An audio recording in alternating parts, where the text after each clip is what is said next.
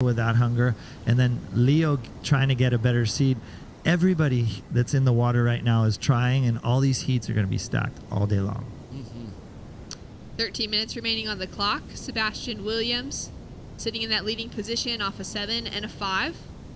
Some of that style from his surfing definitely coming from the years that he spent in Jeffreys Bay.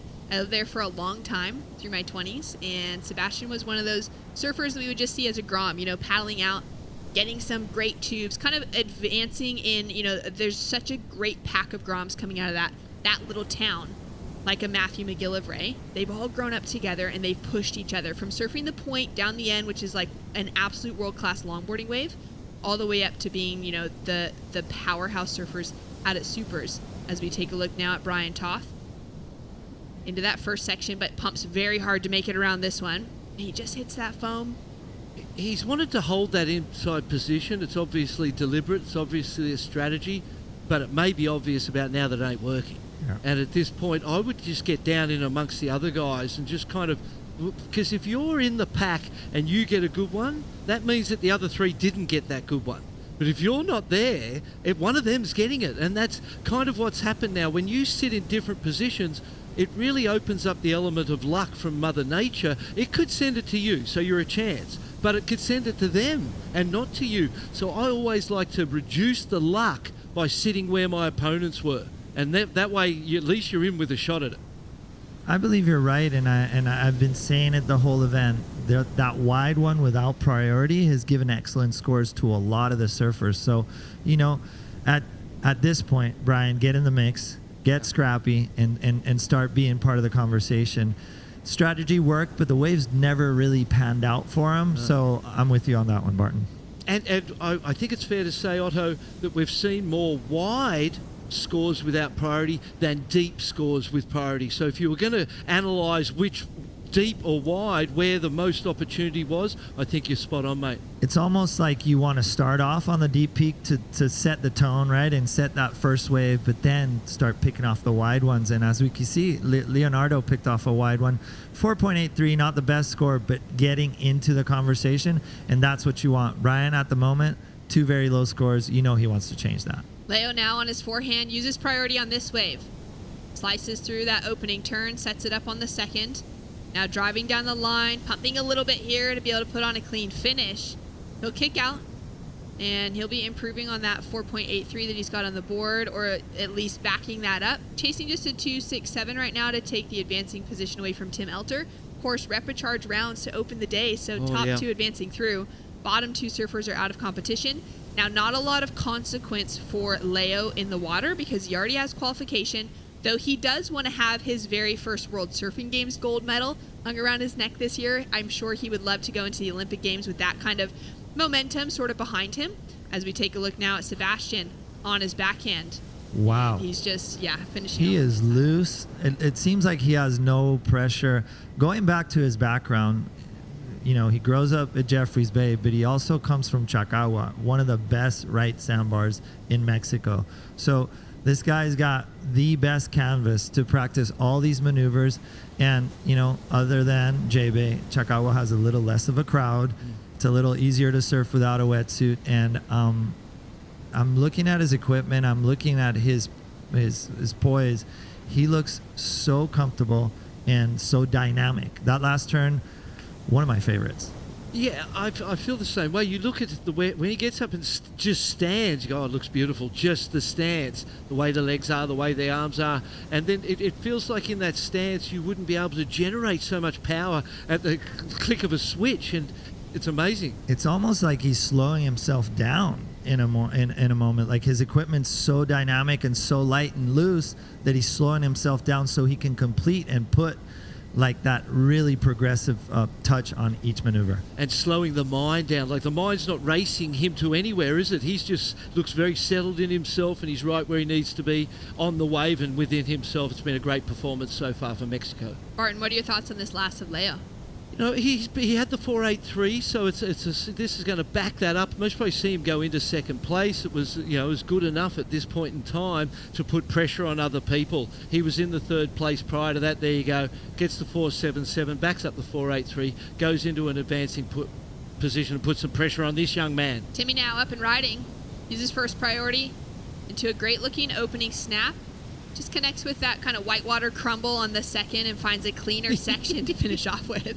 He's picking really good waves. I think he definitely has spent time in the lineup, seen this place at less than better conditions, and really picking those waves that reform. Like when you see him stand up, it doesn't look like much, and all of a sudden he just gets that kind of under, like I call it the low road. Yeah. He gets the low road and it sucks up and it gives him that scoring potential. So very intelligent surfing there by Tim Elder. I wouldn't be scared to see that 5.60 coming in for this one, Barton.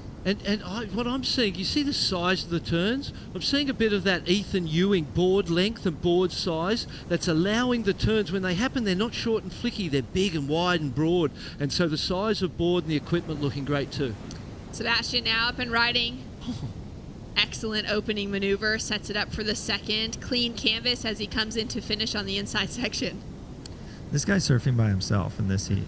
He's just, I think this is a fight for second, if I'm not mistaken. He's just in rhythm with the ocean, in rhythm with whatever's happening. And, you know, that wave, he surfed it really tranquil, but I believe that might be a better score than that 5.00. The only thing that I think for sure, except for that little stumble in the whitewater right at the end, that might, give him a reason not to go above the 5. But these opening turns, the time he takes, look at the way those arms... Oh, I've become an even bigger fan. I was a fan in El Salvador last year watching his performances. But watching his performance here this morning, unfortunate right there at the end. But all in all, when you look at where Brian's sitting within himself, and how Sebastian presents to us, you get that, you see what is capable with the use of a mind in a way, and what it can do to you on the positive and the negative side of its impact. Yeah, you can see somebody that's very free and let loose and let go, and see somebody that's holding on to something so tight that it's being hard to grasp. So great observation there, Barton. I'm right with you. I'm feeling the vibes and the energy. Yeah. Come on, Toffee. Let's do this for the locals. Let's get them up and running. Tim Elter. Tim with an opportunity in front of him to start closing the door a little bit if he can improve on that 4-point ride. Won't do it with that fall. Then he could be getting himself into a better second place position. A 5.77 for his last wave. Does well, though, to put him back into second. Drops Leo down into third. Leo now chasing essentially a 5-point ride to gain the advancing position. Rio Waida will be paddling out for Indonesia. Championship Tour surfer. Has had such a great run here at the World Surfing Games in the past. And an Olympian from Tokyo 2020. Up against a new Olympian, a future Olympian in Filipe Toledo. We didn't see him competing in Tokyo, but he will have that opportunity to showcase his surfing in Tahiti. And he's paddling out next in an effort to assist his teammates in Gabriel Medina and Yago Dora, to try and earn that extra third slot on their men's side of the draw. Joe Chianca and he already booking their spots. 2 natural footers. And you know that left better than I do. Be good for Brazil to have a goofy footer in that team. Well, you know that Yago and Gabriel are on a mission, and they're going to put it in their own minds to achieve that. And Gabriel is definitely favoring these conditions, and I can't even tell you how much Yago's enjoying it. Yesterday doing grab rail, frontside airs, just putting up a show. And that last heat of the day was such a great conversation. Teamwork, strategy, and great surfing at really challenging conditions.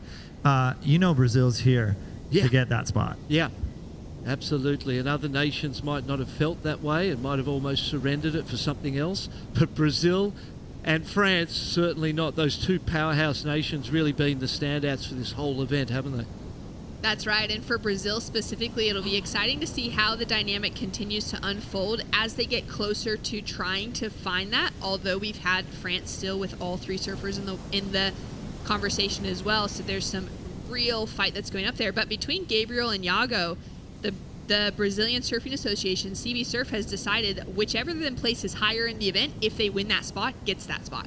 So both of them are going for that gold medal. It's like a double whammy, right? They're doing it for the team, but then they're going to have their own surf off at one point if it happens. Oh, Brian, come on, let's do this. All right, he's been sitting with priority for a long time. A few mistakes early on have led him chasing now a 7.27 on this wave. Stalls here after that opening section. Just lays it into the rail. Smooth surfing. Now starting to kind of eye off the end section, decides that's not going to be enough for him. He's paddling back out.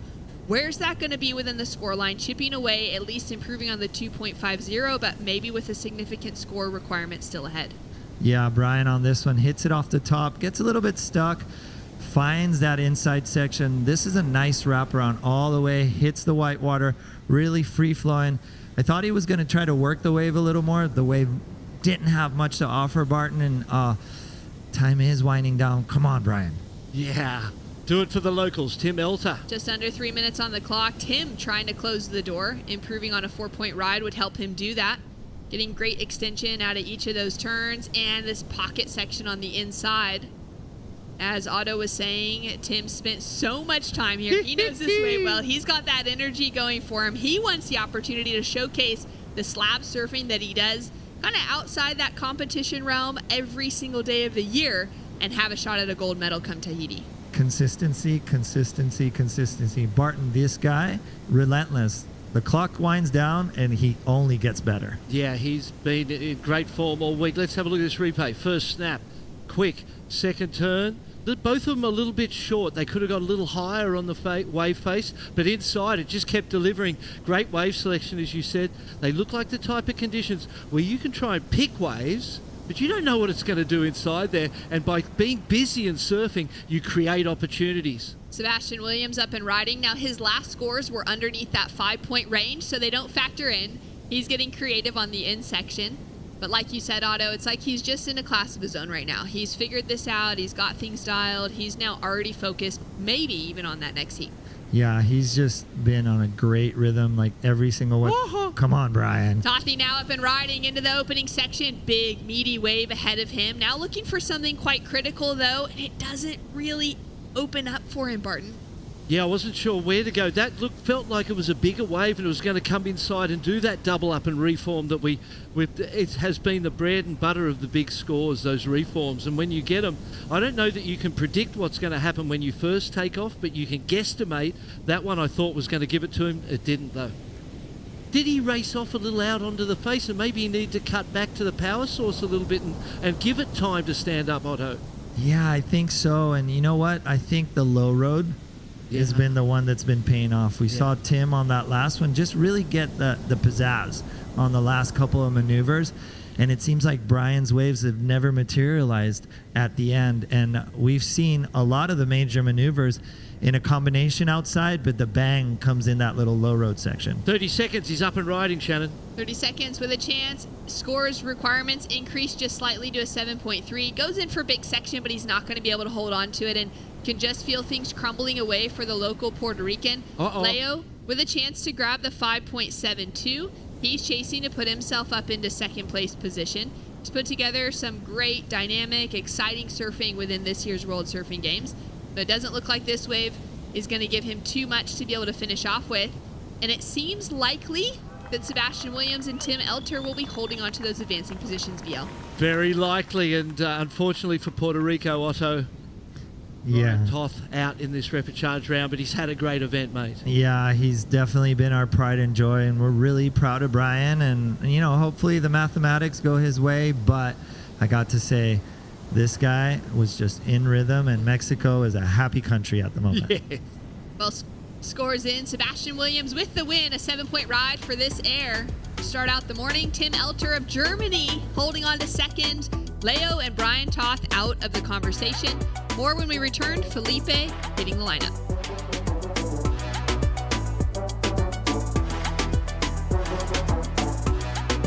Arecibo with athletes from around the world to restore the mangrove forest behind me. Protecting our coastline is critically important for the health of our waves, so we're honored to be a part of the ISA and these World Surfing Games.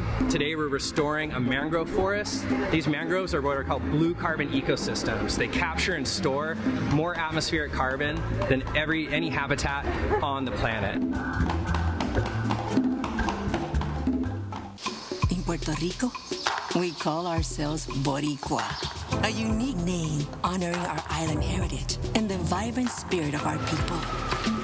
When you bask in the warmth of our beaches, when you taste the love in our food, when you embrace the call of our adventures, you'll find that spirit in yourself.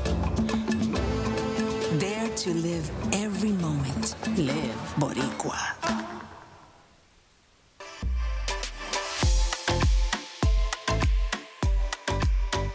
Welcome back to the action. We just saw Sebastian Williams take out the win. Tim Elter of Germany walked away with second.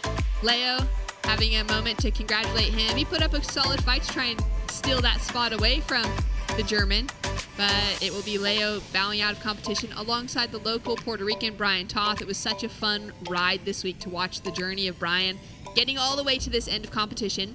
But now moving forward, our Spaniard, Andy Crier, out in the lineup in the blue jersey, pumping down the line, setting himself up after that opening turn, looking for a big tail slide on his forehand and even more to fight through in the flats.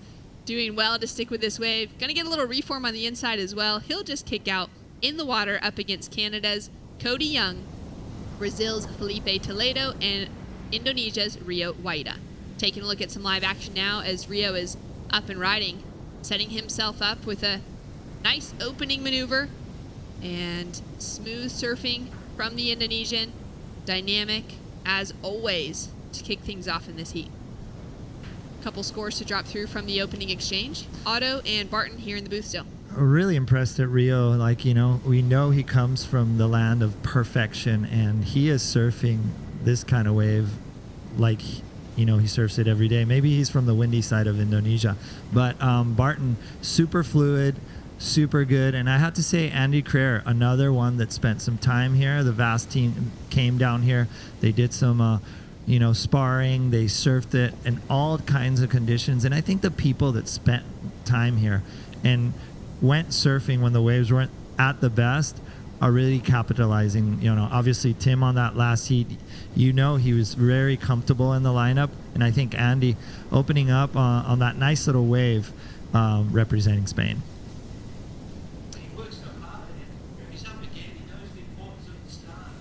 Andy on his forehand, getting that first turn, now finding himself with a little kick out here.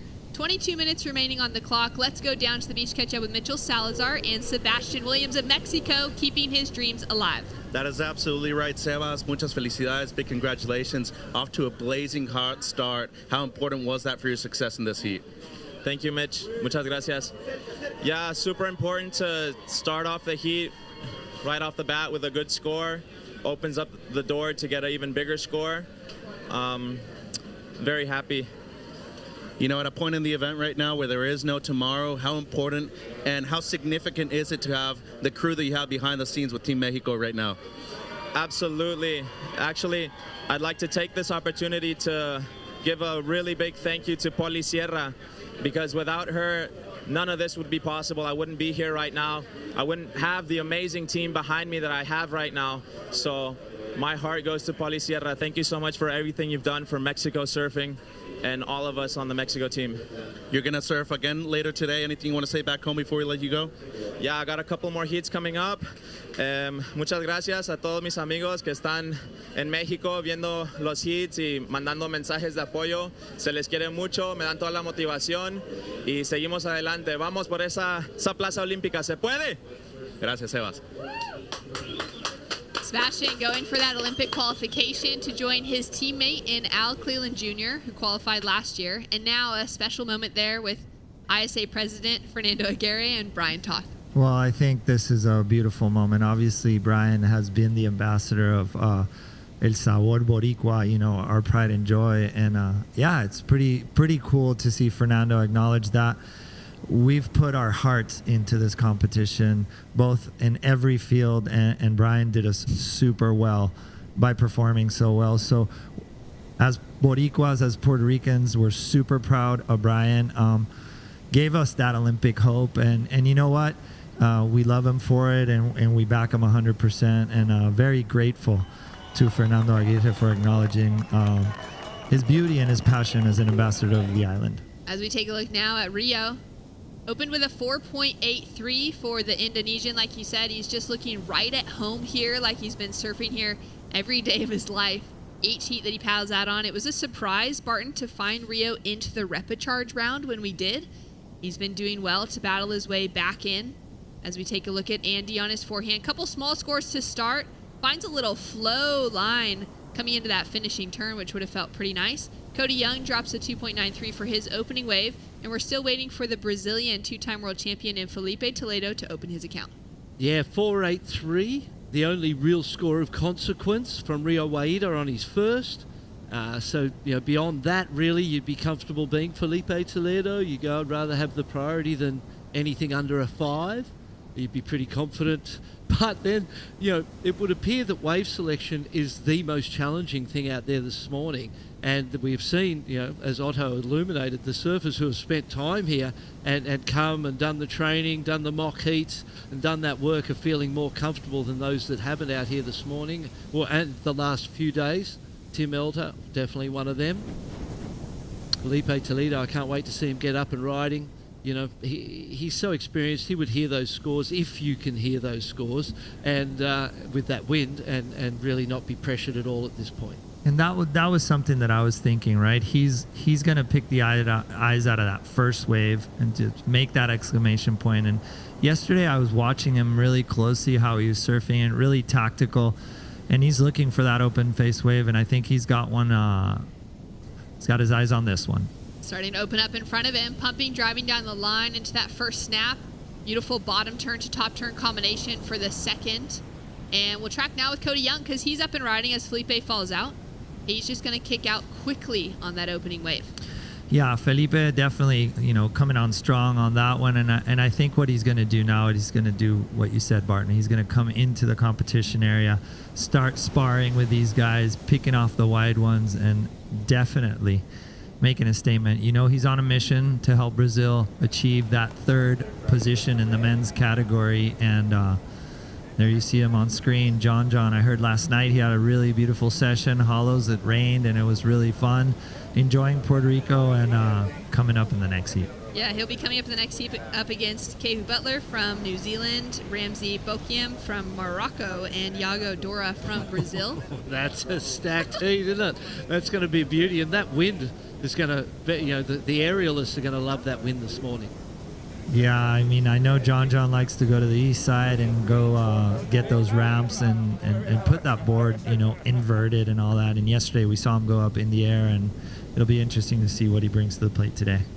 Taking a look at some of those, highest heat scores, highest heat totals that we've seen throughout competition this week. Filipe Toledo is one of those names that we would expect to have seen a few excellent scores from already, and he has yet to drop an excellent score in this competition. Unlike his teammates, Gabriel and Yago, both with a couple 8s on the board, Yago walking away with the highest single score of the entire event with that 9.5 for a near perfect air yesterday afternoon.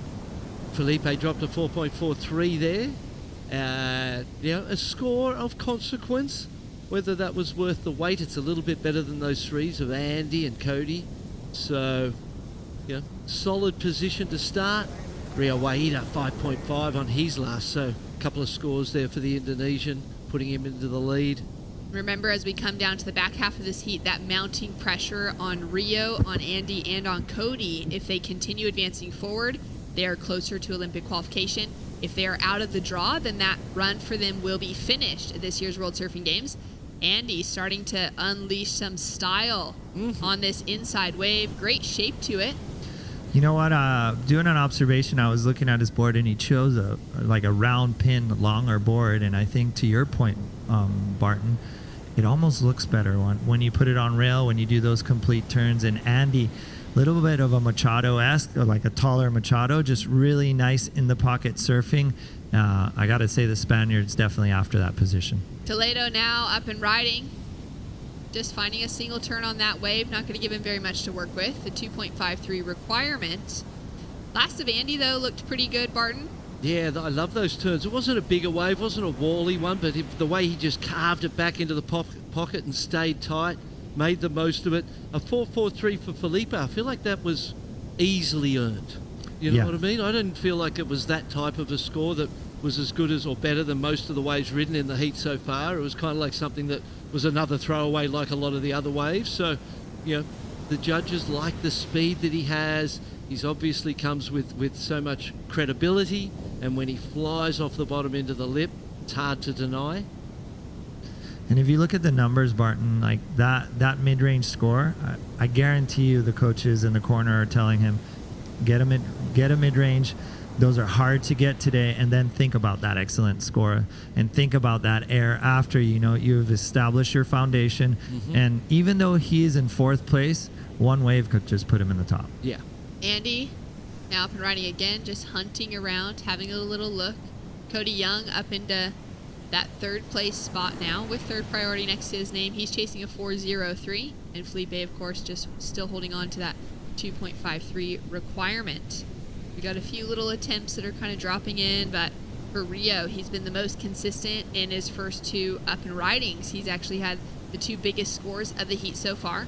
Here he is, going once again, connecting the dots on this wave, staying really focused, in and out of the competitor zone throughout the week as well. Andy with a quick kick in and out. It's been really cool to see after the qualification of Sushi Young from China, the 14-year-old grommet, young girl qualifying for the Olympics yesterday out of the women's field, to see the celebration coming out of the Asian surfing community, to see Rio Waida, Kanoa Igarashi recognizing her as that next name to really start paying attention to, that celebration of the growth of Asian surfing that's continuing to happen, Barton. Yeah, it was an amazing thing, wasn't it? Who would have thought that there would be a 15-year-old Chinese, 15 next week, Chinese young lady qualifying for the Olympic Games at the heaviest wave in the world, Teopa, one of the heaviest waves in the world. It's going to be quite a show. There's going to need to be some really focused preparation now that they know where they're going. It's easy to nail down the focus once you know where you're going. You're going left, you're going on your backhands, as Cody Young is here for Canada. Cody with an opportunity in front of him, chasing now a 5.13 as we've had a situation change with Andy moving up into leading position. Cody sort of having to fight with this wave. It's not really offering him that clean section to start with. Throws the whole back half of that board out on that final turn. Kind of nice sometimes when you do get that camera angle where you can see actually all of those fins disappear. A lot of times that's happening on a lot of turns, but we don't actually get a camera angle where we get to witness that. I think his surfing was on point. I just think the wave was weak. Like that first turn, he went up perfectly, and the wave just didn't have the gusto to take him. And even in that last maneuver, he went tail free, and just the wave did not have the push. So unfortunate for the Canadian surfer. Very well surfed, but I don't think the wave really gave him the opportunity. So score to drop through for last of Cody. And it's a 3.37 in quickly, has him sitting in that fourth place position, Biel. Snaps, and there he gets stuck for that little bit. It goes flat on the face. Another little snap off something that just popped up in front of him in a moment. He was able to respond. And here's that turn you were talking about. Flared the fins out the back of the wave. There wasn't anything left on that one. So he did absolutely everything he could on that wave. Taking a look at the last of Rio, it drops in as a 4.83, so it won't change his situation. Yeah, that last one of Rio didn't really look like much, and it even offered him a great section. But like you said, Shannon, it just doesn't come into play. And with the white, there's still half of the heat left, so it's anybody's game.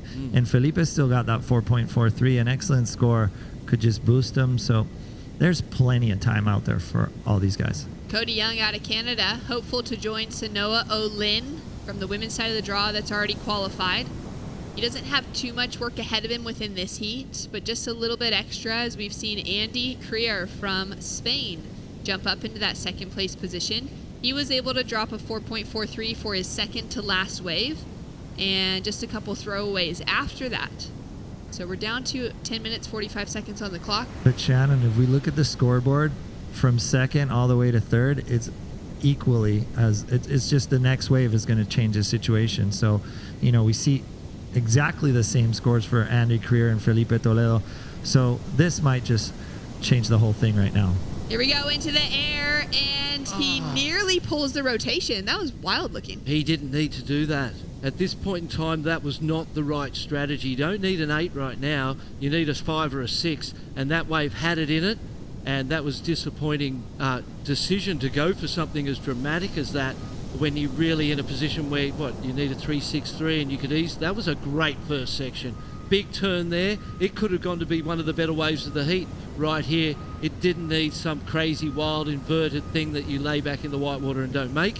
It needed a beautiful big backhand snap and capitalise on that. Come round, get another one, milk it through, then go to the air once you've established your foundation, as Otto referred to just before. Or was he looking for that one-wave maneuver? Because I don't know, down the line, did it flatten out? And that's what we all don't know. So how crazy is the decisions you have to make within this? In a split second, in a moment of pressure. And yeah, absolutely. But I agree with you. Right now, he was in a position to get that 5-point score and just comfortably just come back into the conversation. Yeah, just to really set himself back up into that leading position or that advancing position, which it seemed to be quite easy with that kind of canvas opening in front of him. We've got Andy now with a paddle. Uses his priority on this wave. Kind of on the inside. Nice 2-turn combination. And he's looking for a 5.9. There's a chance it improves on the 363. Yep. A couple of nice big turns. My mind just goes to Filipe Toledo winning world titles without doing airs at lowers and just ripping the bag and winning that way. That was a strange decision at this point in the heat. You've still got time to go to the air. You've still got time to show the flashy, crazy maneuvers that you have. But as a competitor, you understand that the only thing that is important, not the gratification of one's ego because you did what you wanted to do, but the advancement through the heat because you surfed strategically smart. And he is actually surfing for his team right now. He's actually pulling through so that Brazilian team keeps that top position. So that's a very interesting decision and probably one of the smartest surfers out there. So good observation, Barton, as we see the Canadian surfer trying his luck once again. Looking for a 4.69.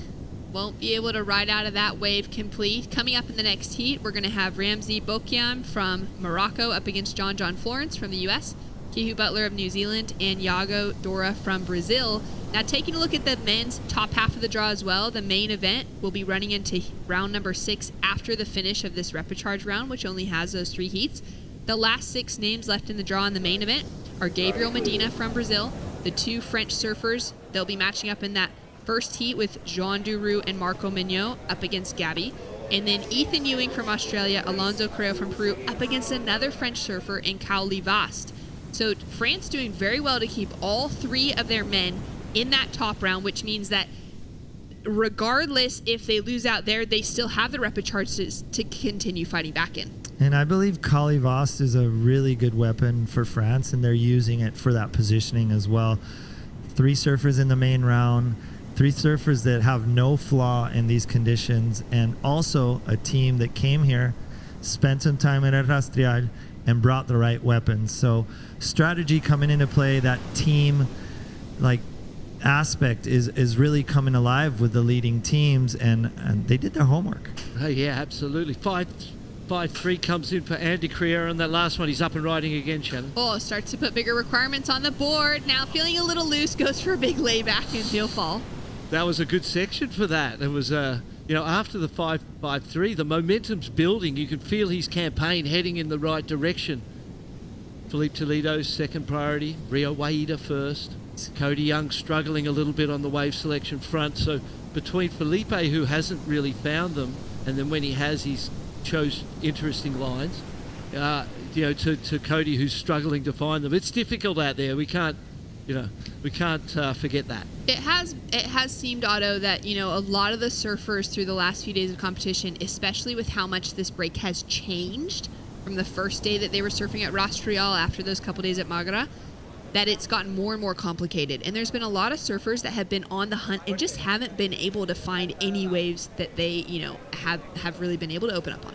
Yeah, and let's go back to Andy. He is finding his flow. He is actually paddling back consistently into another wave and another wave. Mm-hmm. And I think for the man on screen, he found his flow in an excellent way. But let's see what Filipe Toledo could help. And the body language, I don't know. Yeah, unfortunate wave selection there. 0.43. He's ridden 4 rides. Our heat winner has only ridden 3 rides too, but he's only ridden 3 rides because he's got priority. He's in the lead. He doesn't need to catch anything. Felipe's in a very different position to what the heat leader, Rio Waida, is in. And I believe Andy is kind of falling into a rhythm, like very, like using the current, falling right into waves, surfing the pocket really well. Yep. And that's when it gets dangerous. We saw Sebastian Williams in rhythm the whole heat. And I think Andy slowly but surely just kind of falling into the pace, finding the open faces, and really getting dynamic as he's doing it. And, you know, he's got the highest scoring wave so far. So I think Andy's a bit dangerous in this moment. Real dangerous. And Filipe, we're down to 4.5 minutes. Where, you know, there's time for 2 waves still. So, you know, you could have not started your heat and get going now and still advance, but you'd want to do it pretty soon. And then when the opportunities arise and there's a score in the wave, they're not the waves to risk. When the score isn't in the wave, that's when you risk stuff because you can surf it up. But if you're going to risk something and surf a wave down, strategically that's not very sound. Down to 4 minutes remaining on the clock. The silver medalist from the 2022 ISA World Surfing Games, currently sitting in that leading position, Rio Waida, out of Indonesia. He's had an incredible kind of year and a half. It was really exciting for us to get to witness the performances that he put together on the men's WSL Championship Tour. And then to back that up with, you know, coming off of his Olympic debut, which had a run through the ISAs to gain him that sort of qualification. Now, up and riding, Cody Young, out of Maui, representing Canada. His brother on the team this week as well. They both put up a great fight.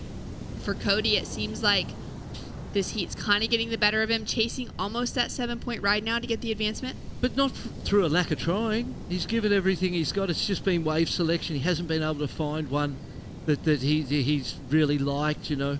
And, you know, I suppose 3rd and 4th are 2 different tales. Felipe's chose to sit a lot, and Cody's chose to try and surf a lot, but neither program are really working at this point in time. So that speaks to the conditions and the difficulty in finding those insides. As Otto said, that low road Otto, and just continuing to go back and wait for that thing to present is definitely the line. And I believe rhythm is actually coming into play. Oh, here we go. You see Toledo. And he goes for another risky maneuver. Well, he had to right there. That wave wasn't good enough. He's in 4th priority. He's at 3rd priority. He's down the priority roster. That was the wave to try it on for sure. This is going to have a lot of consequence for Team Brazil. If Filipe Toledo loses out in this heat right now, Yago Dora is coming up in the next heat. He's also in the elimination round. Gabriel Medina still on the main side of the draw. Cody getting himself away from the pack. Little snap to start, looking for another maneuver here on the finish. He's doing everything you can, like you said, BL, to really keep himself moving. He's putting in all of that effort, but it just hasn't quite worked in his favor yet, chipping away at those 3-point rides. But really within this heat, one of those bigger storylines is the fact that Filipe Toledo losing out here, it starts to open up the door for Team France to maybe lead into that highest ranking men's team over the favored Brazilian team coming into this event. 100%. It's been the storyline of the event so far, and it's playing itself out right now in front of our eyes. And Filipe Toledo's got the opportunity here. Andy Krier goes, no, you're not catching that one. I'll stop you, he had to do. Exactly. Well played by Andy. He's put together a great heat so far. He goes into the air and he finishes it off on the inside section. Now, will it be enough to improve his score line? Great to see him bring that variety in. His lowest score, BL, is 4.43. Which is the best score of Filipe Toledo. So, like, there's definitely something coming into play. Going back to what you had to say about Brazil, Shannon, situation's getting tight. Yago's in the repechaje. The French team's all in the main event.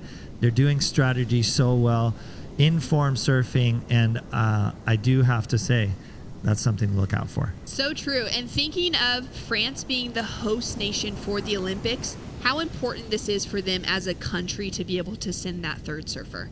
And the people that they qualified out of El Salvador, Vahini and Calivas, you couldn't ask for better than that. And then you could not have asked for a better performance than what they've done this week.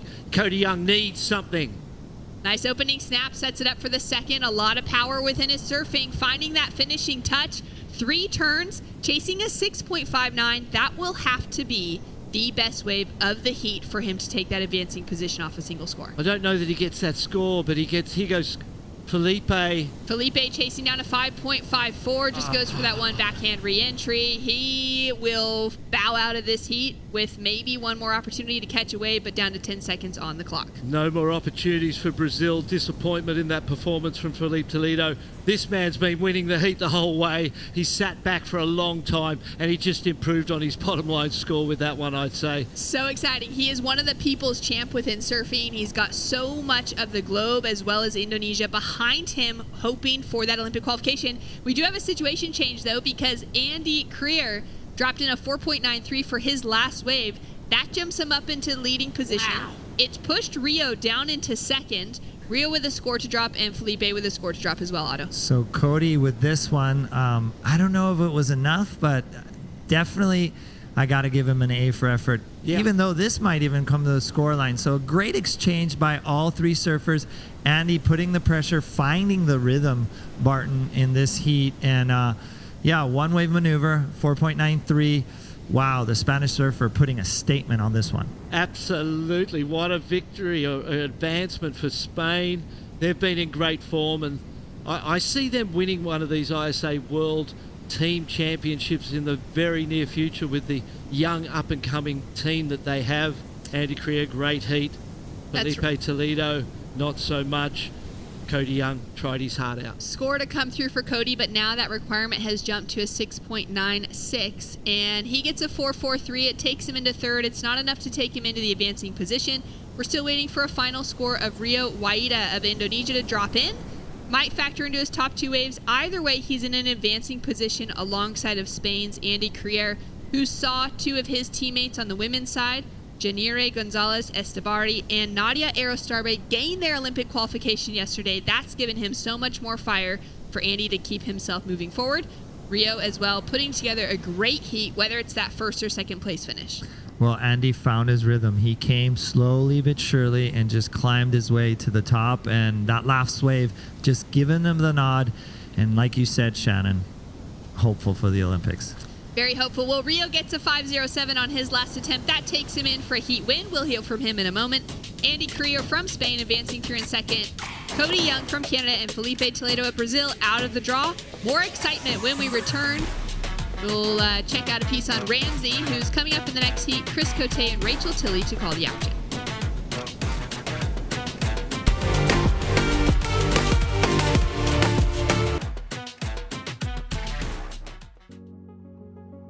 I started surfing when I was 9 years old in Agadir, in kilometer 14.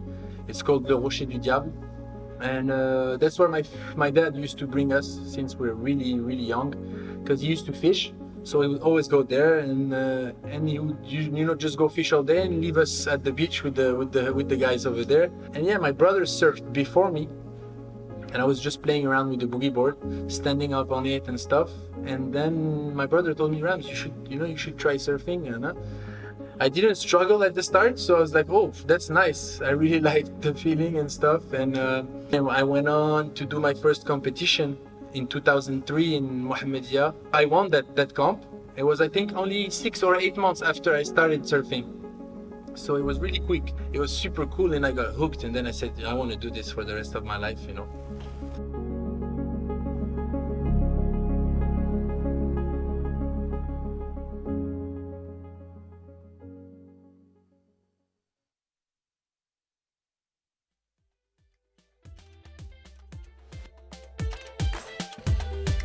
It's time to rock and roll. We are live from Puerto Rico. This is the ISA World Surfing Games, and we're straight into it. Ramsey Boukhim, representing Team Morocco, fighting his way around a big whitewater section. And he's out. So a quick start there for Ramsey. Chris Cote here with Rachel Tilley. We've got 23:15 on the clock and a massive heat in the water. John Florence from Team USA, Kehu Butler, Team New Zealand, Ramsey Boukhim, Team Morocco, and Yago Dora, Team Brazil. So we just witnessed Filipe Toledo bow out of competition here in these repechage rounds. So if you're wondering, what does that do for Team Brazil's hopes for an overall men's team title? Well, it doesn't do much. they are in a bit of trouble now. They're going to have to lean on Yago Dora and Gabriel Medina to get as many points as possible. Meanwhile, Kehu Butler hammering away on his backhand. Quick start for all of these surfers in the water, putting the judges on notice. Rachel, looking out there, obviously pretty difficult to find a wave of consequence, a wave of note. But in that last heat, we saw some diamonds in the rough. Yeah, we absolutely did. As we see Ramsey back up and riding. Will he be able to connect this through? Not quite. It's a busy heat. We're seeing lots of waves surfed in these heats. Looking at it from, I went on the beach before to just have a look at the wider view, and there are peaks and waves everywhere. So it's definitely going to be interesting to see how these surfers play this heat out. Surfers are going to be in for a wild ride, no doubt. We got 21:40 to go. Mitchell Salazar standing by with the winner of that last Repo heat. Yeah, Rio Waida, congratulations on to another repecharge round. It's no surprise that it's difficult out there this morning. How did you maintain your motivation coming up in these types of conditions? Yeah, it's very tough condition today, but I don't know. It's been like this every day. So, but you know, I'm just doing my job. You know, just focus what I gotta do, and you know, nothing thinking about qualifying or something. Just trying to do my job. That's it. That's all. A lot of patience displayed in that heat too. You got your two best waves at the beginning of the heat. Andy took the lead right at the end, but you took it back. Talk to me about the patience that you displayed, but most importantly, blocking all the sand out when there was a lot of things happening out here on the water's edge.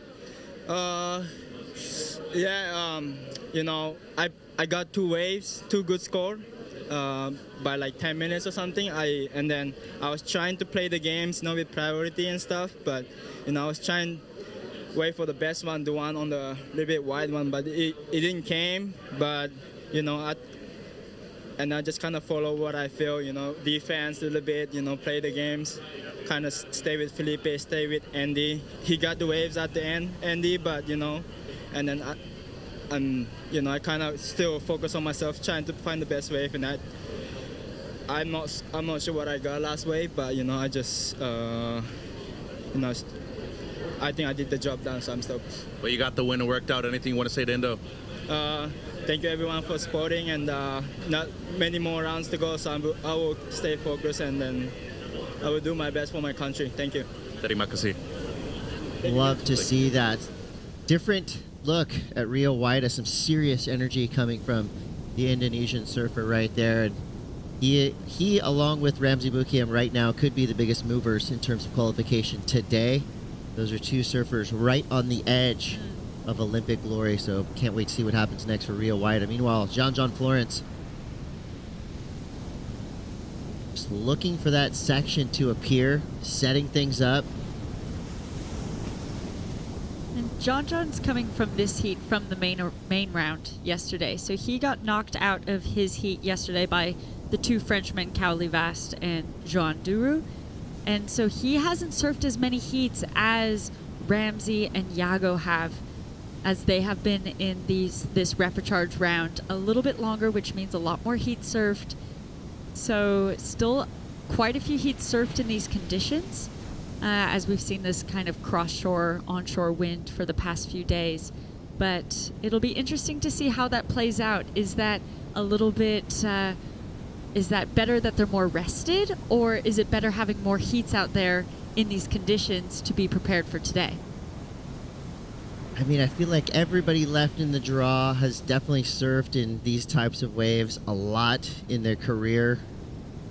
The coach for Team USA, one of the coaches for Team USA, Shane Dorian, watching John Florence, who could potentially play a huge spoiler role right now. Kehu Butler, Ramsey Bukiam, as well as Yago Dora, still with Olympic hopes on the line.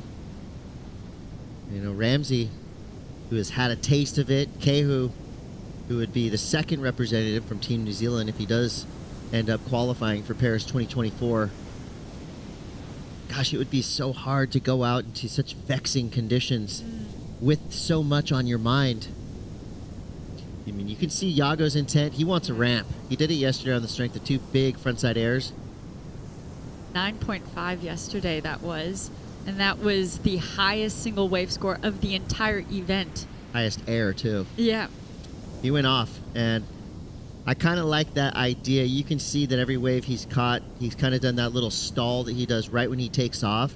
And that gives him the ability not only to identify the section in front of him, the stall actually puts you up into the most powerful part of the wave. You push down with your front feet, gives you a little turbo speed boost, which obviously he uses to incredible effect.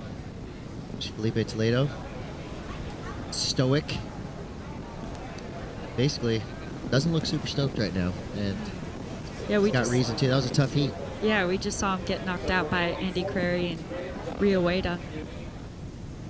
So that was, it'll be interesting to see what that does for the standings of Team Brazil. Brazil and France at the beginning of this day were the two highest men ranked teams with all three surfers left in the draw. And now Brazil only having those two surfers left. It'll be interesting to see how this heat plays out.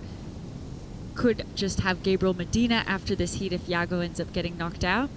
But Brazil have been pretty clear about if they earn that third spot, it will be the better of whoever does better to Yago or Gabriel who will earn that third spot. So not only are they actually working as a team to try and earn that third spot, there's actually that team rivalry taking place as well of who is on the top of those three surfers. Ramsey up and riding. Yeah, the storylines are thickening up today. Ramsey Bukiem obviously surfing like he wants it. Wow. Full effort, plenty of passion. Quick look to the judges. Do you see me? Do you feel me? No, we do. Ramsey Bukiem right there will probably get the highest single wave score of this heat so far. The biggest number on the board right now, a 3.83. I think he just smashed right past it on that wave. Yeah, I think so too. And obviously we're seeing a lot of waves ridden. It's about time that something finally sticks. But I love that release of the tail, trying to maintain that speed on these wind swell waves, and that stamp to finish, looking back on the beach, looking at from that front view, stalls it through there, showing ultimate control. Look at that spray, nice and powerful. He was able to time that really well and find those little power pockets and utilize them well in this slop that actually it's hard to find energy and power in waves like this that are really wind swell generated. So you're saying it's hard to find the zest. It's hard to find the zest. Exactly. And I think Ramsey just put it there. So interested to see where that comes through, and then we'll establish what's left to do in the heat and actually establish some standings. You know, I think attitude comes into play today. You got to be positive. You got to go out there thinking that you're going to get that wave. You got to manifest those sections. You've got to manifest those big scores. And then you got to go out there and do it. Show your aquatic aptitude like Ramsey just did. A 7.67. And that just tells the entire field still left in this competition, that magic wave is out there. Yep. And for Ramsey Bukiem to find it with 14 minutes, 23 seconds left, he's putting himself in an incredible position here. One step closer to Olympic qualification with every wave he surfs. Here we go. Yago Dora. Nothing there.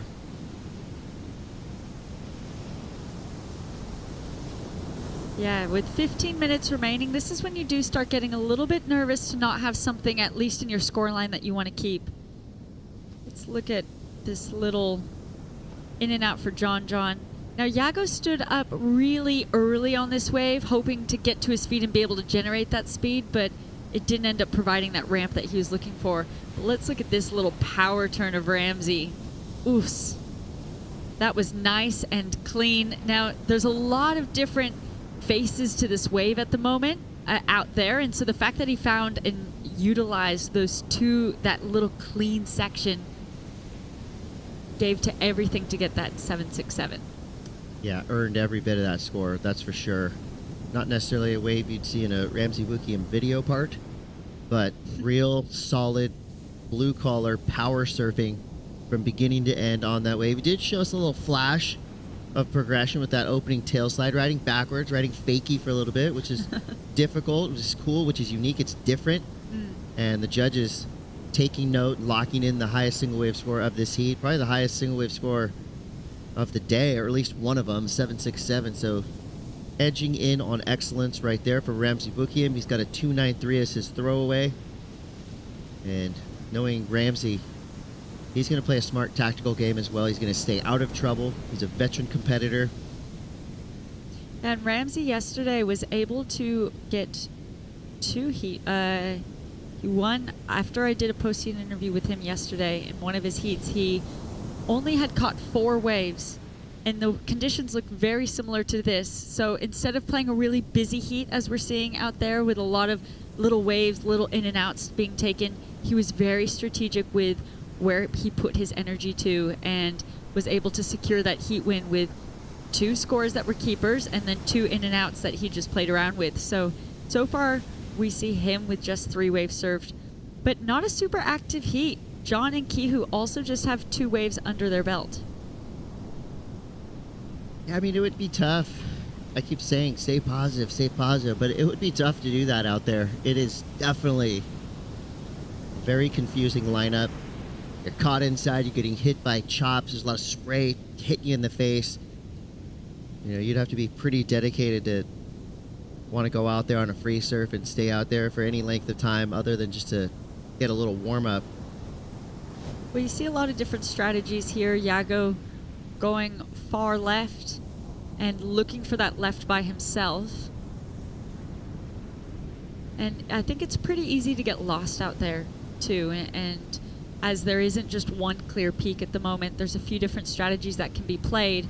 Yago in 4th priority, opting to be a little bit by himself. Let's see what John can do with this wave now. Oh, in and out. And I'm sure some of these waves look like they're going to be nice little wedgy peaks, but you could tell right there with John's wave. I mean, it looked like it had a cup on the takeoff, but just went straight to the shoulder. To 10:46 now, Ramsey Bukiem in the lead, Kehu Butler in second, hanging in there. His low score is a 1.8. And here we go, Yago Dora hunting for a ramp. Nice turn there to start for Yago. Setting things up through this inside. Here's where we could see something big. Boom, Yago Dora blasts the frontside air 360. Whips it around perfectly. Nicely done for Yago Dora. That has been his key to success throughout this entire contest. Set up a turn, build some speed down the line, find the ramp, blast it. Yago Dora will be in the money with that last wave. Yeah, he'll be finding some momentum, I think, paddling out after that. With 10 minutes remaining, that's a lot of time in Heat World, and he'll now look to build upon that. Yago united for the cause right now for Team Brazil. You know, there are 2 sides to it, right? If he would have just watched Filipe Toledo go out there and just attack, get those big numbers, get a convincing victory, that probably would have fired him up to go out there and do the same. But it was the flip side of that. It was Filipe going out there, not really finding any success. So maybe that gave Yago the fire inside to do it for Team Brazil's. We see Ramsey now pedal to the metal surfing. John activates. He gets around that outside section. So a big power carve for John Florence, followed by a little snap on the closeout section. So Ramsey, Yago, and John now with scores to come through. That's going to make this a much tighter heat. Ramsey will most likely still be in the lead because he probably just found his backup. But that number for Yago Dora comes through, a 7.50. Knocking on the door, Rachel. Yeah, now he's in the heat, putting the pressure on Kihu and John for sure. As we see the heat advancers at the moment, both have single wave scores in the 7s with backups to come, starting to put that pressure on. That's how you want to be playing this heat with 8 minutes remaining. Ooh, here goes Yago again. This one's looking fun. Yago finds the section, throws the fins, reverts it around clean. Yago has an incredible ability to just will the section to do what he wants. That was not a good section. That was not an air section. That was a section that most surfers would have maybe just kind of floated by and tried to build speed to get through the next section. But Yago's built different. He can throw that frontside whip on anything, and he's proved it time and time again here in Puerto Rico. Right now, he's sitting in second place. He's probably going to delete the 297 from his scoreline and add something with a little bit more substance. That puts Kehu Butler in a tough spot, needing a 6.65. John Florence, last wave comes through. 3.5, it's okay, but now he still needs a sizable 6.98 if he wants to get up into one of those top 2 spots. Kehu Butler now needs a 6.65, hasn't yet found a wave of consequence to give him anything over a 3.83. Yeah, and Ramsey now looking to continue to up that security up in first place, a 5.73 being that backup. So a solid backup considering the scores that we're seeing on the board right now. But if Yago's able to push himself into first place, that then puts the pressure on whoever's in second to really go back into defensive mode. So Ramsey had that breath for quite a few minutes, getting that 7 a lot more earlier than the pack got their scores on, but now it's starting to get a little bit more active, more in the game, and I'm interested to see how Yago's plays out. Won't be near his 7.5 because thinking back to his 7.5, he got a couple of turns and that finish of the little air. So this was just kind of that, just straight into it. He knew exactly what he wanted to do. Will still be a decent score, but not quite as high as the 7.5. Yeah, light work for Yago Dora, but for most other people, this would have been one of the better airs of their week. That's for sure. Here we go. This is the section. This was his big score. Couldn't have done any more on that wave. Yeah, absolutely maximized that wave. 3 maneuvers. Nice turn to open up. Kept the speed. And look at how this wave starts to bowl up. So he's reading that as he gains speed and takes to the air. 7.5 there. Utilizing that crosswind that's going straight onto him on that left, on that forehand. So it's all playing out to his advantage right now. I'm with the judges with that big number. That air to me is never going to get old. When you do it with style like that, when you do it with plenty of speed, plenty of pop and launch off that lip. I know we've seen a million, frontside air reverses in recent competitive history over the last decade, but to me, the way Yago does it, it's never going to go out of style. Gabriel Medina coming up against 2 French surfers, Joan Duru and Marco Mignot. So for Team France, a lot at stake for them as well, because the winning men's team will get that 3rd slot. And for Joan Duru and Marco Mignot, they have not been named to that Olympic squad yet. So this is a huge heat all around. Of course, Gabriel Medina has set his intentions and made it clear to the surfing world that he wants that 3rd spot. If Team Brazil can get themselves on top of the ranking, we could be seeing a whole different story unfolding for us here. Could be the Yago v. Gabriel fight for Olympic glory. Yeah, that would be a really interesting final to see. Lots happening out there at the moment as Yago got that 5.17 on that quick air.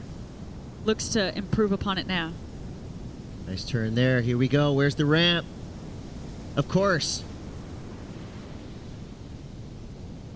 Again, not an easy section to launch off of, but this is Yago Dora we're talking about. Skate park is open, and Yago is flying. 7.5 and a 5.17. So it felt like Ramsey had shut the door gently, but he didn't deadbolt it. He didn't put a chair in front of it. He didn't knock the refrigerator over and barricade himself into that top spot. The door's slightly open, and Yago Dora seems to be putting the pedal to the metal right now. We'll see if that wave comes through above that 5.17. Meanwhile, John Florence and Kehu Butler living in 3-town. 3.5, 3.83. Their high marks.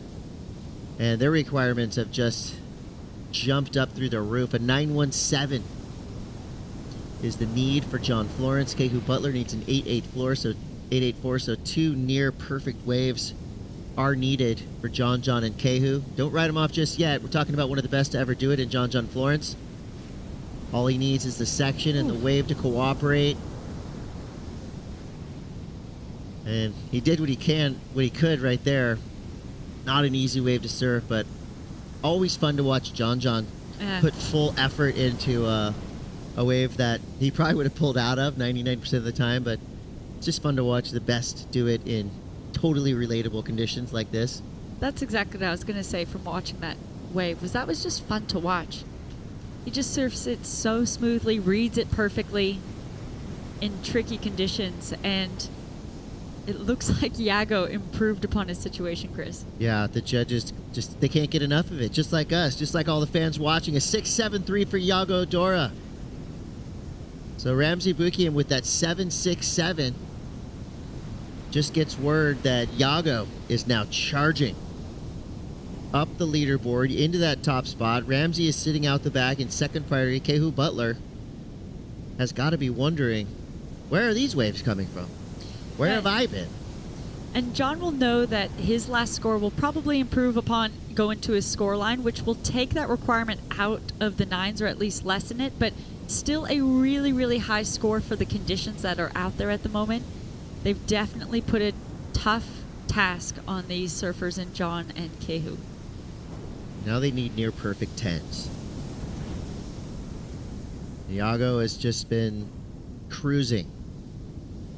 Haven't seen any signs of stress, of wear and tear, or anything like that. He's got his head down. He's doing his job. I loved what Rio White said as well. You know, his job's not done yet. He's got more work to do.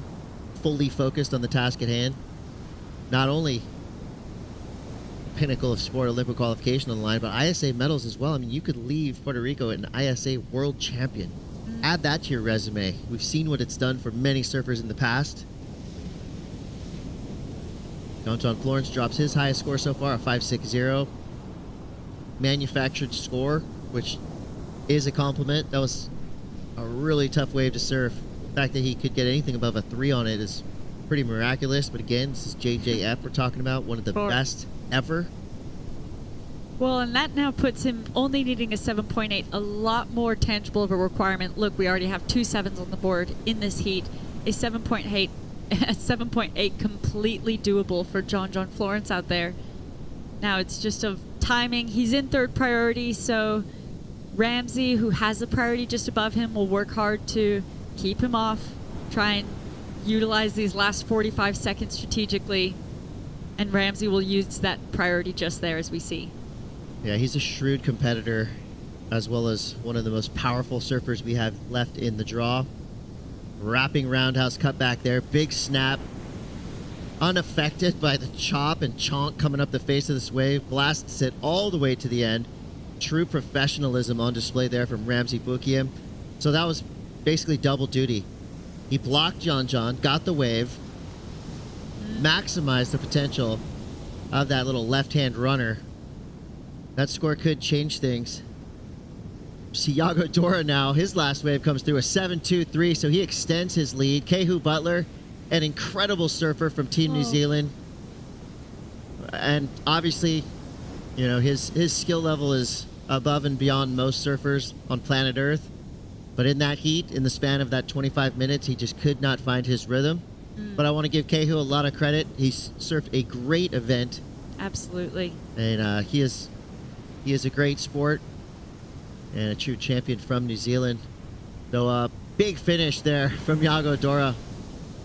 Pretty much in a heat of his own right there. Ramzi had that one for the first 10-15 minutes, and then it just became the Yago show, and we're here for it. Great surfing from Team Brazil's Yago Dora. He wants it, and it's real fun to watch anytime Yago takes to the lineup. We do lose some heavy hitters. John Florence doesn't go down without a fight. Put up a 5.6 for his high mark, but that's going to be it for John and Kehu Butler. More action to come. Do not go anywhere. It's the ISA World Surfing Games live from Puerto Rico. We'll be right back.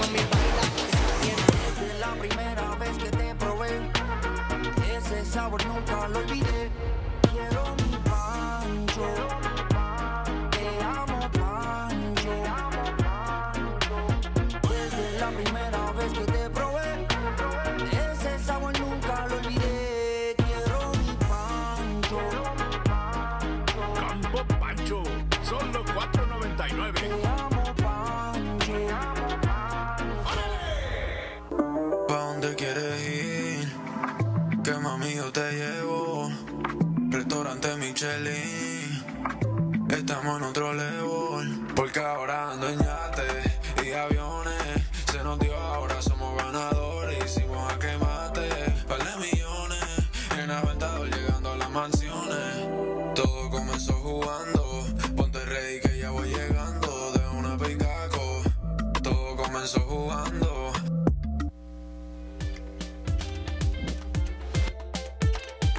And we are back in main event surfing. Here goes one of the main attractions here at the ISA World Surfing Games, the one and only Gabriel Medina.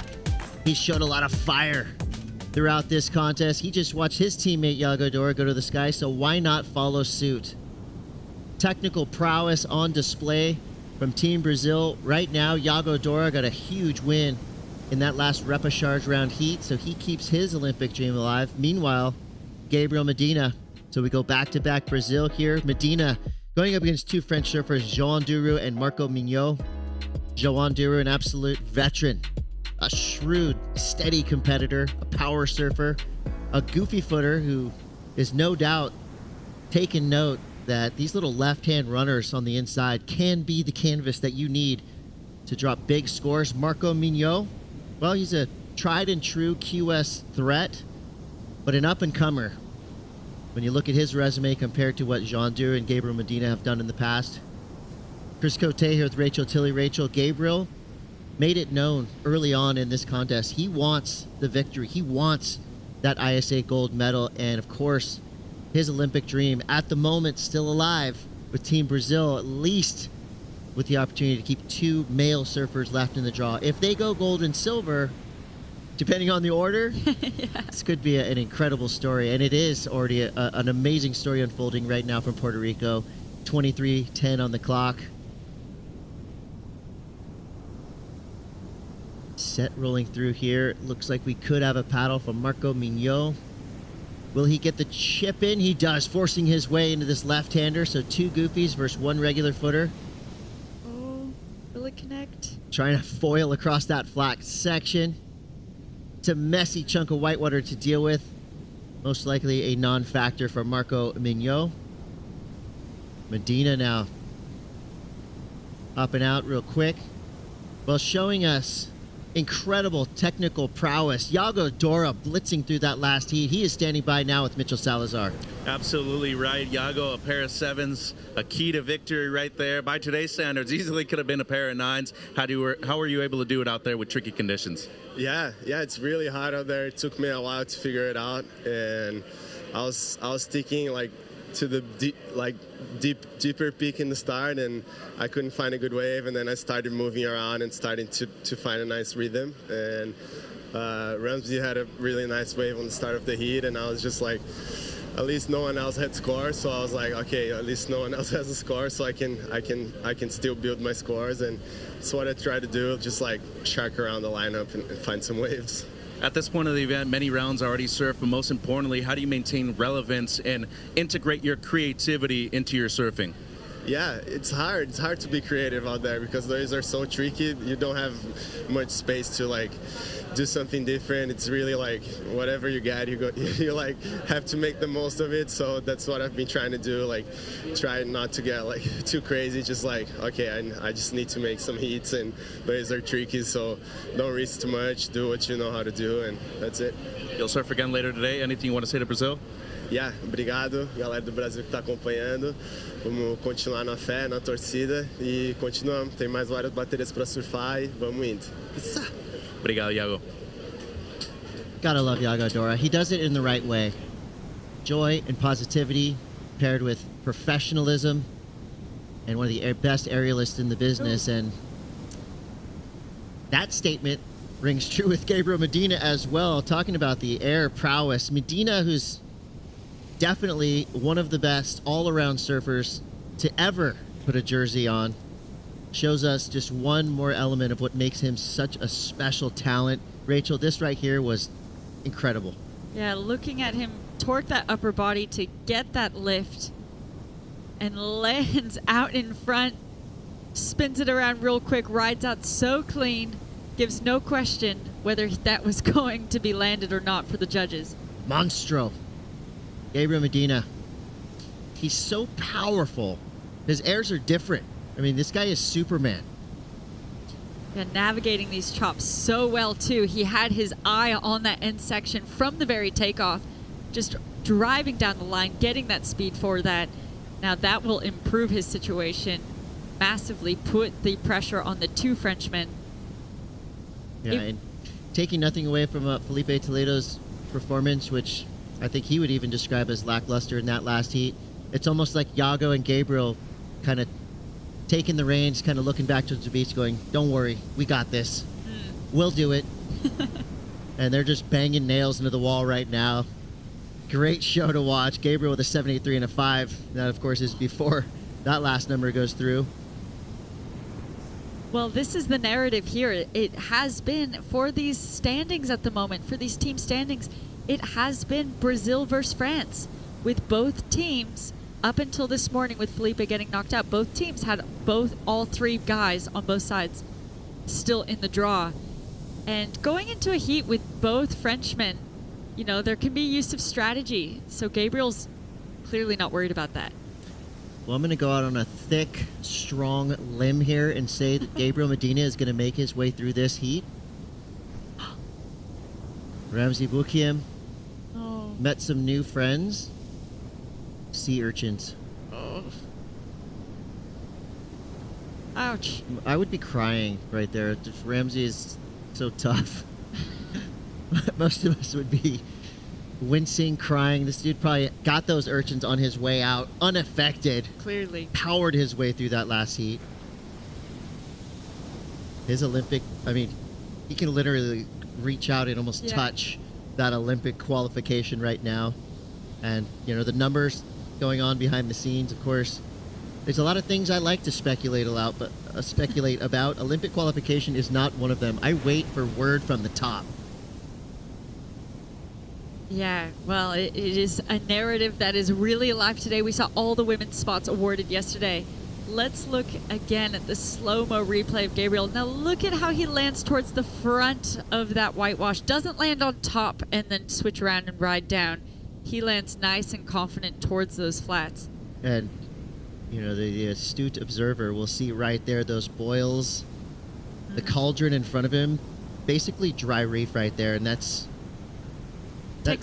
reef is just slightly moist right now. It's so shallow, but also covered in urchins. The double threat, if you will. You like your reefs shallow? You like them covered in urchins? Well, it's like a don't fall, you know. I will not fall on this. It's called a starfish fall. Just fall flat.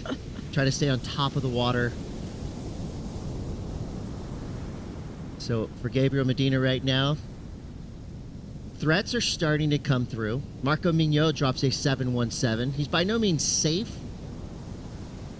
The way he's surfing, you know, with this much confidence and this much, you know, attitude, I would say, in a good way, he's going to be really tough to stop.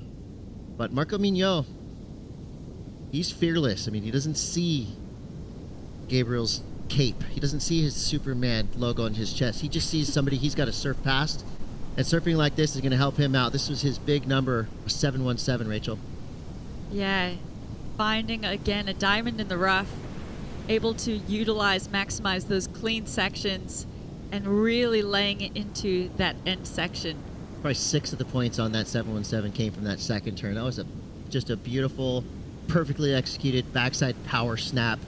A maneuver that will never go out of style. I don't care what year it is, where you're at, who you are. Turns like that are always going to be cool. They're always going to get big numbers from the judges. Well, and we're in the main round here. So this is a non-elimination heat. 2 of these 3 surfers will continue on in this main round. But these 3 surfers are the surfers that have been able to continue to be in that top 2 conversation throughout this entire event thus far. So we're really at that pointy end of the event. And it is getting extremely high stakes here. Well, here at ISA competition, I'm going to think about that James Bond film, You Only Live Twice. And a lot of surfers who compete in these events, they try to take that repechaje round kind of out of their mind, not wanting to, you know, believe that you have a second chance just to surf with a lot of urgency any chance you get. Oof. As Marco now clicks off a nice ollie back 3 there. Not as dramatic as Gabriel's there, but effective. He's just got a 1 as his low score, so that could put him neck and neck with Medina right now. Medina's secondary score is a 5-point ride. We've seen 5s just evaporate quickly out there given one section or one opportunity. So plenty of surfing left to go in this round 6, heat 1. See Joan Duru, a grower, but not a shower. He pulls out. Well, the heat strategy here, 14 minutes remaining. These surfers want to have 2 decent waves in their scoreline already and then be focused on improving upon those scorelines. So Gabriel and Marco able to be maximizing that strategy here. Joan's just looking to put 2 waves into his scoreline altogether. He's looking for 2 keepers still. So that's a little bit more pressure. These surfers now just being able to relax a little bit and have a little bit more fun. Let's see what that does. Jeez, Gabriel Medina, you are cleared for takeoff. He's having fun. Fully rotated frontside 540 by Gabriel Medina. I mean, he is surfing brilliantly right now. What a show. Yeah, I mean, Gabriel Medina, you know, he's known throughout his career, kind of got tagged early on as like the bad guy, right? The villain out there in a lot of heats. I think he's flipped that. You know, he's become so beloved by the entirety of the surfing world. Whew. It just makes it undeniable. You've got to be a fan of Gabriel Medina. His ability to do stuff like that. I mean, his use of tactics. Yeah, a lot of people, you know, can kind of question that, but you can't question his heart. You can't question his desire and his drive, and he's having fun.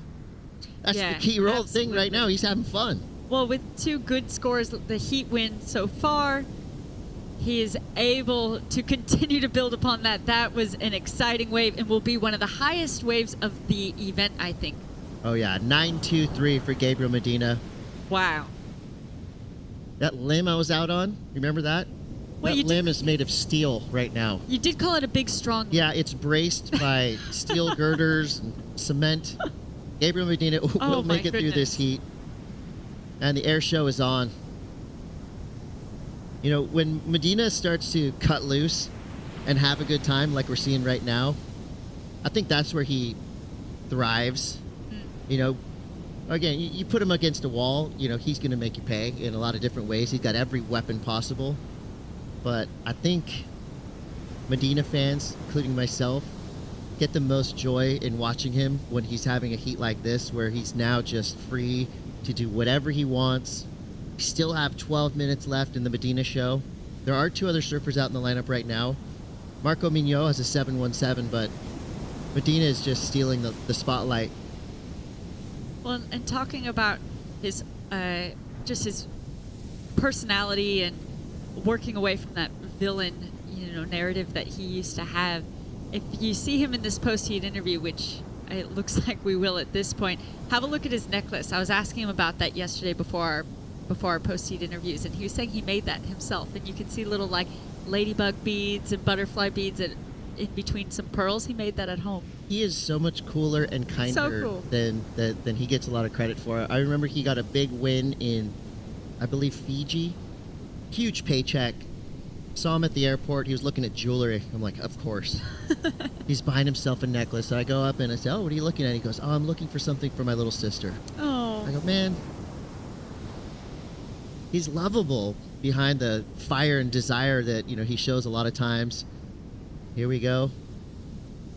The board looks amazing. That Cabianca surfboard under his feet is just a gem. I would imagine that a board like that that's able to perform in waves like this will be set aside. Yeah. And, you know, I think we could be seeing a surfer choose at this point where Gabriel's at. He could basically, you know, paddle in at this point, or at least just choose to, you know, I have more heats to surf today. I'm going to start pacing myself. No, he's just getting hungrier and hungrier, maximizing his time out there, getting comfortable with the waves, and just having fun. And, you know, at this point in a heat, when you have those types of scores and that pressure on your teammates or on your competitors, it's a fun surf to heat. You get that pressure off. You get to just release, relax, and have fun. Yeah, he's a cheetah with a bag full of catnip right now, having a blast. I think it's interesting looking at now Joan. He's having a lot tougher of a time out there than his teammate France. Of course, they're from, and his teammate Marco from France as well.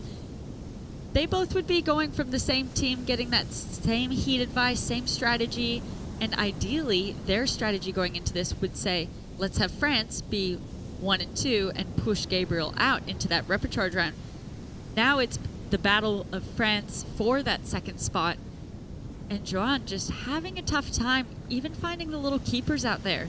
Yeah, so I would think that Marco right now is thinking, sorry, bro, you're on your own. Yeah. This we got is where Gabriel Medina out here. It's team, but then it's still an individual sport. It's a really tough dichotomy with that one. Well, for Joan Duru, he's got 9 minutes to go. I mean, he is a clutch performer, no doubt. Put him on the list of one of the best surfers on the world.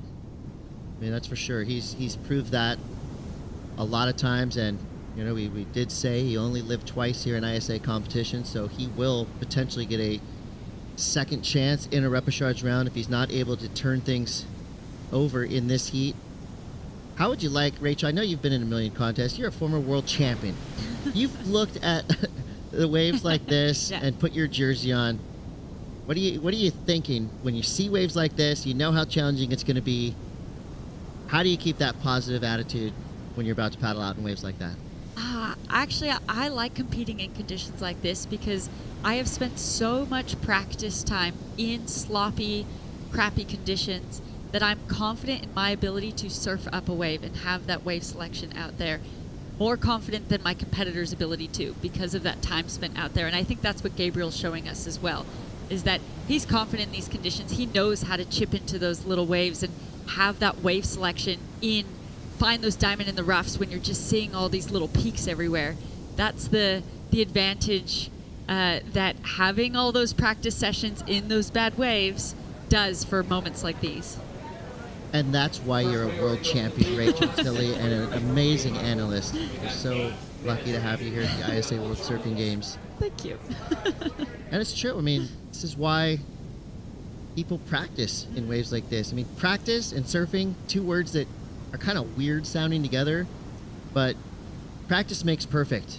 And you know Absolutely. that Marco Mignot, who has access to any of the best waves around the world, you know, representing France, living in Sayulita, Mexico a lot of times, you know, he could, if he wanted, to just surf perfect waves all the time.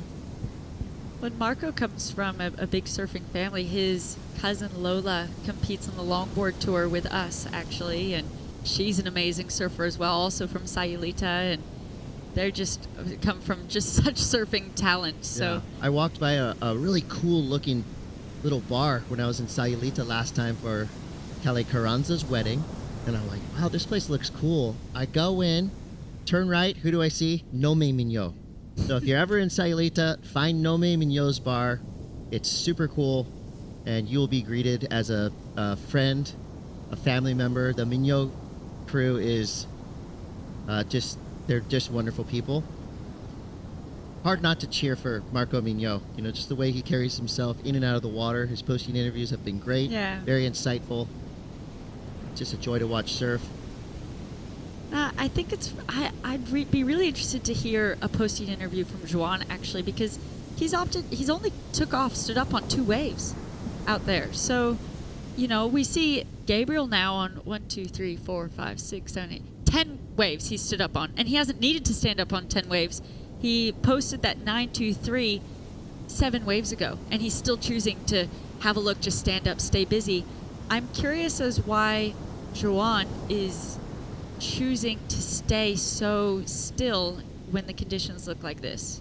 I think a lot of times heats like this are kind of like fishing. You know, if you're on a boat full of fishermen, you're sitting right next to a guy, you got the same bait, the same rod and reel, you're a foot away from him, he's catching a bunch of fish, and you're going, wait, what? Yeah. What are you doing different? Yeah, and at some point too, you know, if he's looking for a combination situation just to get into second position.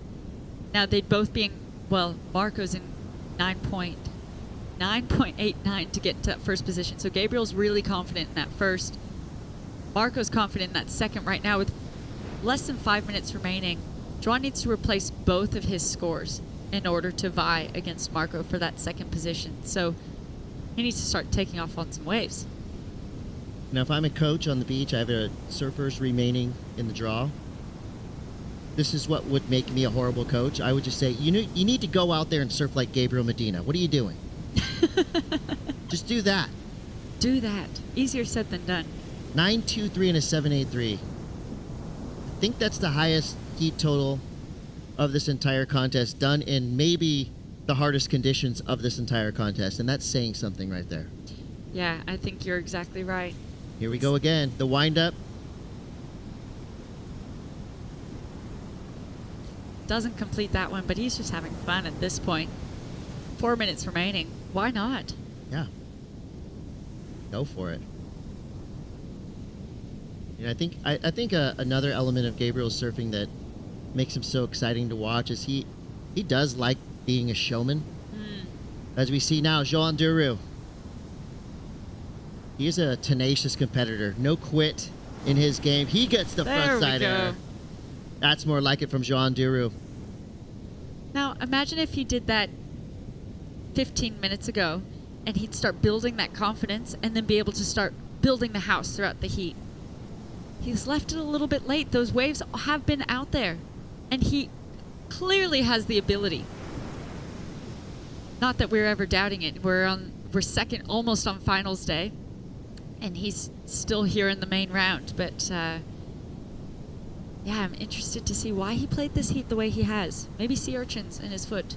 Who knows? Big heat coming up next. Ethan Ewing, Calivas, Alonso Correa. A lot of eyes on Team France right now. Currently, by the numbers, the favorites to win the men's overall team standings, but we still have a lot of surfing left to come. Remember, your highest placing surfers do get more points. Obviously, it incrementally increases when you get to the top spot. Joan Duru comes through with a 7.23, so he actually eclipses Marco Mignot's 7.17. Now he needs a 5.87. There's plenty of time out there. 2.5 minutes. I mean, I know in a 25-minute heat, that's not that much time, but he's already back out there. He could actually essentially catch 2 waves because they're such short, quick waves and be back out in the lineup. A 5.87. That's completely grabbable here. This could really shift things around. I mean, you can feel that he wants it. He took his frustrations out on the end section of that last wave, but regardless of situation in the water, Team France will keep both of these surfers still in the contest. You know, Joan Duru now in third priority takes a look at this little wave, looking for a 5.87. It's a no-go there. Marco has priority over Joan, so like we were saying, their teammates, their initial strategy coming in here would have been, hey, work together to get first and second. Now it's back to individual. Marco's going to try and protect that second position, and he has that priority over Joan. You're going to see Marco continue to follow Joan around.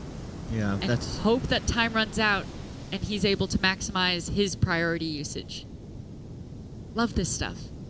The phrase you never want to hear from a boyfriend or girlfriend, I love you, but. That's kind of what Marco is thinking right now. I love you, Joan, but I'm in this to win this as well. Nice little back 3 there for Marco Mignot. So he's looking to get rid of 5.93. That would up the requirement for Joan Duru. 51 seconds left. Joan now in second priority. He's paddling hard. I wonder if he sees something. I think it's the opposite. I think he sees too much. There's just chunks and bumps and spray flying all over the place. Can't imagine how hard it is to identify one of those little peaks comes up. Is that a wave? Is that a wave? 25 seconds left. Well, it's always nerve-wracking when there's about a minute and a half to go and you have to utilize that priority to keep your surfer that's looking for that score. So we see Joan taking off. Gabriel here, but Joan was going right. I want that board. Might be a little big for me. Gabriel known to ride a lot of leaders. Double 360. Oh my gosh. A rare oh my gosh. double 3. That might have been a little shout out to Italo Ferreira, who's known for a couple quick threes like that, but that was so fun to watch. Now I wonder what happened on that right for Joan. Look on his face tells us it wasn't something he was too happy about. So Jean Duru, see him pumping himself up, claiming if it was what he thought the score would be. I mean, that's a rare occurrence for Jean Duru. He's a very consistent surfer, and you can tell a lot of aggression let out on that wave. 3 big turns. He's not out of the conversation for potentially second place. Okay, so you were right. He's pumped up. And I was right. Yeah. An aggressive claim, letting the judges know he's into it. Here's that double 360 from Gabriel Medina. Oh, this is fun. This is good times right here. That's the type of wave you'd see in the credits of a surf movie. Yeah. Yeah. Yeah, and in the credits of his heat. Yeah. That was a incredible show. Thank you, Gabriel Medina, for all of that. The whole surf world thanks you for what you just did in really, really trying conditions, but just further proof that Gabriel Medina is surfing's Superman. He lives on here in the main round. We'll see what happens with those last 2 waves. The Boricua Nation is rising. The beach is filling up here on a Saturday, 10:15 local time here in Puerto Rico. So much action to come. We know you're not going anywhere. It's the ISA World Surfing Games. We'll be right back.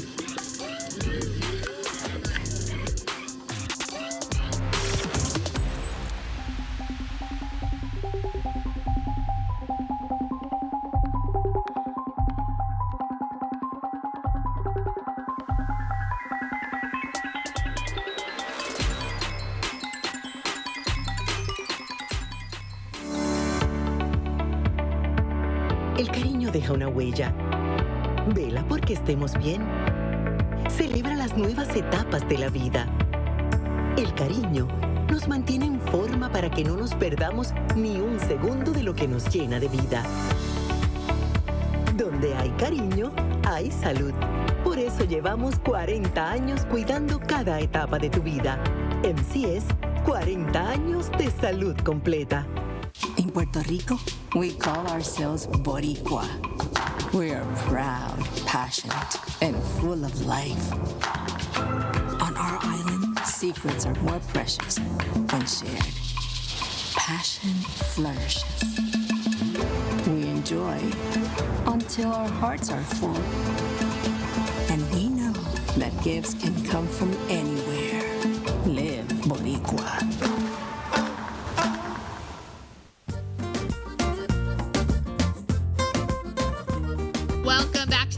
We just had a situation change in that last heat. Joan Duru got a 6.23 on his final wave. That took him into second over Marco Mignot, pushed Marco down into third, and it will be Gabriel Medina with the lead. Joan Duru advancing through on the buzzer, keeping himself in the main side of the draw. Unbelievable. While Marco Mignot gets forced into the repechage rounds to battle it out to gain his spot back into the grand final. Let's take one more look at it. It was just on the finish there, and it was a 6.23.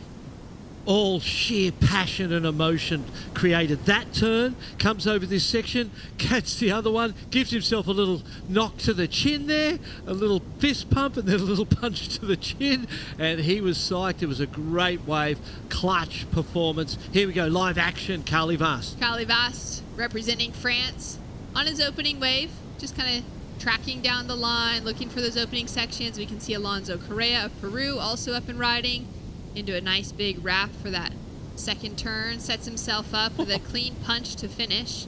He looks like he's going to ride out of it. Impressive for the start, and that will leave Ethan Ewing from Australia out the back with first priority, wearing the red jersey.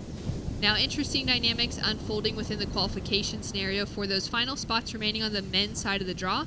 Of course, we know, looking at this current heat, that Ethan Ewing of Australia, Carly Vast of France, and Alonso Correa of Peru are all qualified and heading to Paris 2024. Congratulations to all 3 of them. Alonso, he is a force to be reckoned with at the pipeline. Hasn't been to Tahiti, is going to be a force to be reckoned with at that particular break. And he's been a force to be reckoned with this week to earn that spot. We saw it on the first wave. He's been doing big, powerful turns that have really had a lot of volume and speed in them. super great surfing from the Peruvian. Congrats to all three on qualifying. Tracking now with Kaoli on his second ride, a 2.5 to start things off with. Now getting some heavier work done on that two-turn combination. He'll bow out and we'll have scores to drop as a 617 has come through for the opener of Alonso Correa. In that last heat, Gabriel Medina with the handmade necklace around his neck has made things look pretty easy in the lineup. Having fun, he's with Mitch Salazar. That he is, Shannon. Muito parabéns, Gabriel Medina. You just went nuclear in that heat, my friend. A 9.23, 17.06 heat total. Parabéns. Thank you. Yeah, that was really fun. I'm glad I found the waves, and yeah, it's been fun a week, and I just want to enjoy every wave, every heat. You integrate your culture super well into your surfing. When I say that, you bring in elements of Brazilian culture within the way you describe yourself on a wave. How significant is that to you, and how important is it to have your team behind the scenes as well? Yeah, it's been fun surfing with the team. I love Brazil. It's one thing that I always think about, you know, since I started, when I started traveling and competing against these guys, traveling the world. And I know my country is big and there are many people rooting for us. And yeah, it just feels good to make them proud, you know. So that's why I try to do my best. And yeah, I'm a proud Brazilian. You've won every single heat you've surfed in so far, too. What do you just attribute this confidence to? It just seems like you're on another level right now. Yeah, I mean, I want to give a shout out to Johnny. He made this board. Feels like a magic board, and it's been a long time that I don't get the magic one. I've been getting good boards, but this one feels good. And yeah, just thank Johnny for the board. It gives me more confidence, you know. I just want to go out there and find the waves, really. So yeah, as I say, it's been fun. Anything you would like to say back home? Obrigado a todos que torceram, estão torcendo. Tá para acabar mais dia. É isso. Cada vez mais perto. E Deus no comando. Tamo junto. Obrigado, Gabriel. Thanks so much. Great to hear from Gabriel. Putting together a proud performance for his Brazilian nation. And he's looking like a strong favorite to, you know, walk away with that gold medal this week. He would be one of the biggest threats within any lineup that he paddles out into. But given where we're at in competition now, a three-time world champion in the draw, that's going to be the toughest man by credentials to steal away the victory from this week. So experienced too, such a great competitor. But when it comes to surfing, the riding of the board on the wave, he is a genius. There's really no one better in my mind. Gabriel Medina is an amazing surfer, so is this young Frenchman. Kaoli up and riding, takes to a quick air, and he'll fall on that opening ride. A 4.67 was his backup score to his 2.5, improves his situation in the lead. Alonso Correa opening up with that 617 was the best of the exchange. And Ethan Ewing for Australia, sitting with priority, kind of having a repositioning of himself in the lineup now. They still have Sally Fitzgibbons left in the draw on their side of the women's side of the draw. So Australia still putting a couple of surfers together, moving forward in the main side coming into today's event. And we'll take a look now at Ethan. One of the smoothest surfers in the rail game coming out of Australia. Nice two-turn combination to start, sets himself up here with a quick, snappy backhand attack, looking for a 618, and he'll get his account opened up. Well, looking for anything that's, you know, better than a 5, perhaps. I feel like that's a score he'll be able to keep longer term. It wasn't the greatest wave out there. It's not the greatest surfing that he can do, but he is so good at his base level that, you know, anything that he does looks good. He's got beautiful style, beautiful technique, always, you know, flowing and fluid while radical, but riding a little bit bigger board, a 6-1, and you can see it looks great to see that amount of board in front of him. Definitely adds to the overall impression. 3 rides so far for Kaoli Vast, the 467, the best of it. Alonso Correa just taking his time, being a little more patient. He's got that 617 to start, so he's in a good position anyway, and looking for one ride really to finish the heat up with 18 to go. So the pressure off the Peruvian. He's taken his time with that first priority. Second priority, Kaoli Vast. Vast is very fast. A good surname. He is very fast, isn't he? It's going to be very exciting to see him take on Tahiti to be able to surf at home for the Olympic Games alongside Vahine Fierro. Both of those two earning qualification from last year's World Surfing Games. And, you know, they have an incredible field and an incredible amount of talent behind Team France. Pauline Audoud, Joanne Defay, you know, Jeremy Flores from the past, who's now working as a coach. So many surfers outside of those that are just in the draw even this week, though Joanne has been in competing for Team France. But for them to qualify, Kaoli and Vahine, for the Olympics for Tahiti is an incredible accomplishment as we take a look at that backhand surfing from Ethan. Yeah, it's a dream come true for the French as Kaoli takes off. Nice wrap there. You can see the speed and energy in his body. Gets that nice closeout re-entry. That's the 4.67, the two-turn combination. Now back to the lineup. Alonso with first priority, Kaoli with second, and Kaoli I referred to as a Frenchman, and then in my mind I was going, well, he's actually a Tahitian, and perhaps that's a more accurate description, you know. He's representing France, as the Tahitians do, but Tahitian-born and a great surfing family, and we've seen what he can do at the Olympic venue, and for France to qualify those two, you know, Vahine and Kaoli, is an amazing opportunity because they are two of the best young surfers there of all time. And the thing that I've noticed about Team France, I think since Jeremy Flores has been taken into the fold, he's a serious dude and a serious competitor, is seriously experienced and won't take shenanigans unless he's involved himself. Here we go. Alonso into a beautiful opening wrap, connects it with the next section, adds in that variety, smooth, flowing, power flow within his surfing. Little variety there with a little layback flick at the end.